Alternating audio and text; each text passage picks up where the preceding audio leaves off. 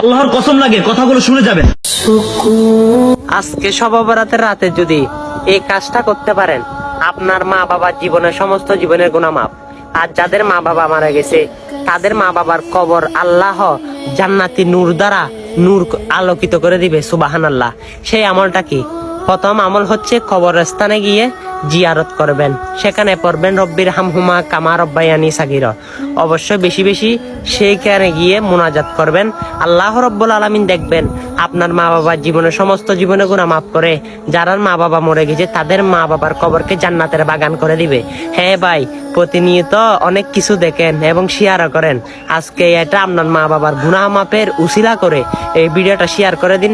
আর কিছুক্ষণ সময় রয়েছে, অবশ্যই সকল ভাইকে আপনার বন্ধু ফ্রেন্ডকে ভিডিওটা শেয়ার করে তাদেরকে জানিয়ে দিন তাদের মা বাবার কবরে জান্নাতের বাগান হোক।